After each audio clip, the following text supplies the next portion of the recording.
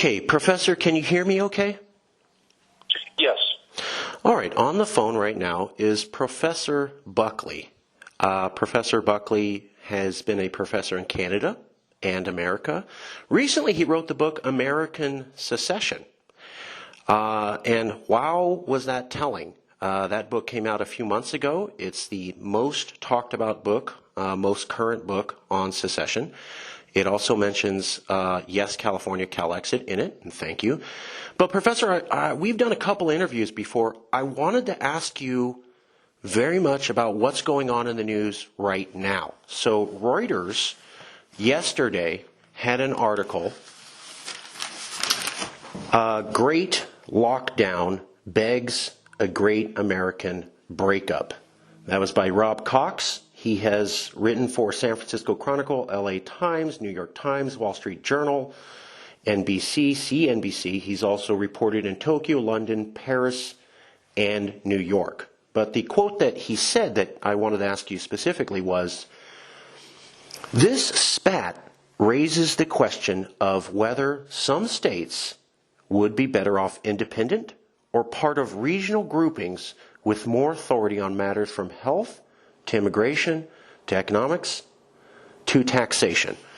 When I saw reporter Rob Cox say that today or yesterday in Reuters, and it's all over the place, it immediately reminded me of the proposal, Professor, you made in American Secession about kind of a quasi-independence, not full secession. I think you called it a secession light. Is that fair? Yeah.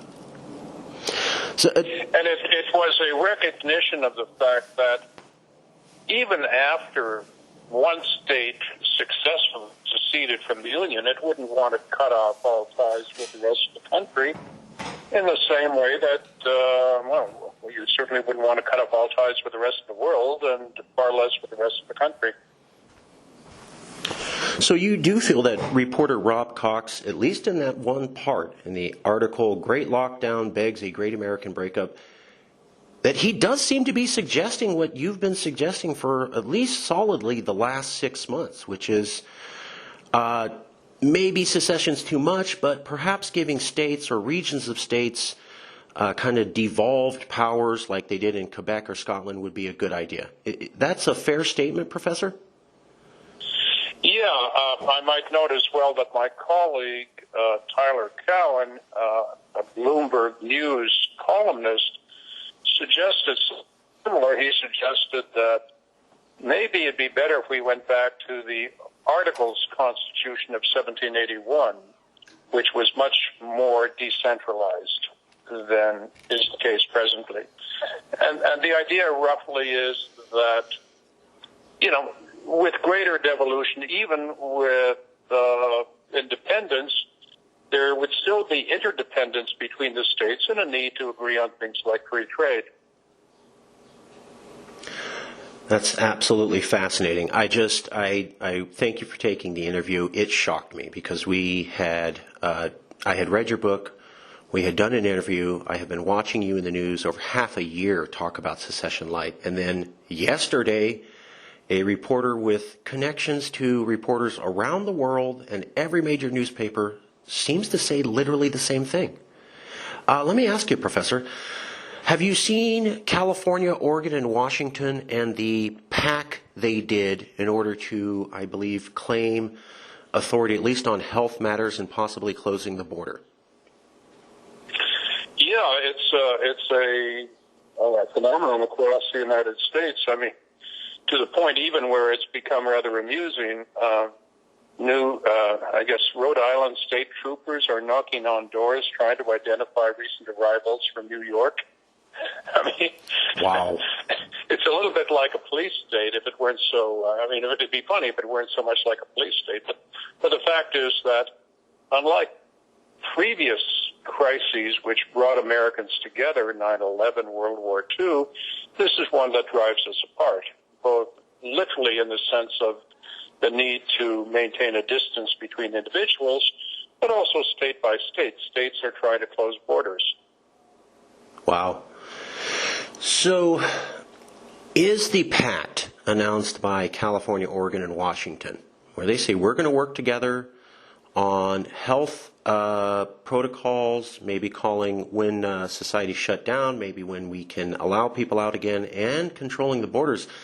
Is that, in a sense, those states basically declaring secession light, as you described in American Secession, Professor? Or is this something different?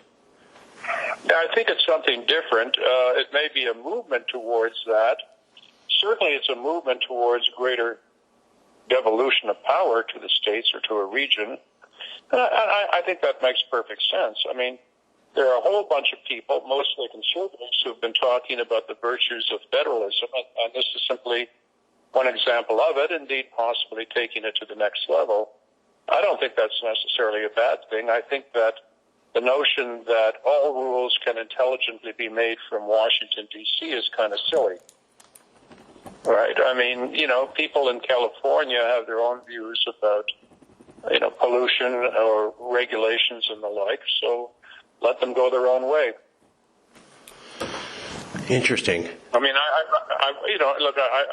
one lives with this essentially in Canada, where the provinces have much more power, and and indeed where they have at present more power than California does relative to the central government. And that seems to be the direction of things. I mean, what we're discovering basically is the limits of centralized planning. That's a very conservative message. It's also a very liberal message. Fascinating. I think the term is asymmetrical federalism in public policy journals, and secession light is another way of saying it, the Quebec model, Scotland model. But what struck me was that Canada, India, Russia, China, Brazil, there are many countries, and many in the West, that already do this, where they say, okay, there's a unified system of rules for everybody except for this one area, and you get a little bit more because for whatever reason. Is it fundamentally unworkable to apply that here in America when many Western countries have done this? Yeah, by the way, thinking about the list you just mentioned, it's the liberal democracies that are most tolerant of devolution. I'm thinking of Great Britain. It's the most repressive societies like China that don't want to grant any form of devolution. Hong Kong was forced upon them, but think about how they're treating the Uyghurs in Western China. They're quite ruthless, and I think given a choice, a liberal regime would be more likely, or should be more likely, to follow Britain than China. So this is actually holding up Western values and a commitment to traditional liberalism to say, in the West, we can have these disagreements. We can have modifications. We can let one area be a little bit more free than the others, and that's frankly what we do. And the people who say there has to be a unified system, no matter what, on everybody, frankly, they tend to be more authoritarian governments. Is that what you're saying, Professor? That's exactly what I'm saying. Yes, and we're not. We don't like authoritarians, do we? The other thing is, I mean, if states, to the extent states are allowed to go their own way, what you have is the laboratory of federalism. You'll see what works and what doesn't. If California, for example, were given more power with respect to regulatory matters, that experiment might prove either successful or unsuccessful. And, and either states in time would copy California, or California in time would decide to scale back its regulations. It works in both directions. The point about this is, unless you're an authoritarian, you don't claim to have omniscience, right? You're not endowed with perfect intelligence as to how things would work. That fallacy is the fallacy of central government that tries to prescribe for the entire country. And, a more modest view about the capability of government would be to say, look, we have limited knowledge about the future. Let's just experiment. So for anybody out there saying, well, California can't be more independent, that's wrong. Really? Hey, you're holding up... I'm sorry. Yeah, California is, what, the fifth largest economy in the world just by itself? I mean, mind you, that economy is also a function of its connection to the rest of the United States and to the world, which is why I think the right kind of model is that which was preached by Quebec separatists back, 40 years back. They called it sovereignty association. So sovereignty coupled with an association with the rest of Canada, that'd be a good model for California. I mean, you're bound to start talking about those kinds of interconnections because you'd have to begin a debate over the share of the national debt, right? And who owns, the Pacific Fleet, for example. So, you'd have to start talking about those kinds of things. And as you do that, related questions like free trade, free movement of people would arise as well. Wow. Okay. Okay, so let me ask you a more controversial question. You can answer however you would like. Recently, today, a few hours ago, it is being reported that Donald Trump said, "Liberate Virginia, liberate Michigan." And people aren't sure exactly what he's saying. They say that language is a little bit, it could mean many things. So here's the question. Rather than having an uncertain future that could possibly go into violence, would it be more reasonable for Americans to say, okay, let's start looking at Quebec secession now? California, you want a few things, you want to make it here, take them, but stay part of America. Let's calm things down. We can give states or compacts of states the rights that they feel that they need to have right now, and they can stop talking about breaking off. So they could have secession light, they could have the freedom they need, and we can calm down the crazy talk a little bit. How do you feel about that as a recipe for a reasonable path forward? Well, I think what you've stated is an argument for devolution or for federalism. What we're looking at is different states going different ways about a really important question right now, which is the extent to which we can reopen the economy. It may be premature right now to do so. It may not be premature in a week's time. I can't predict the future.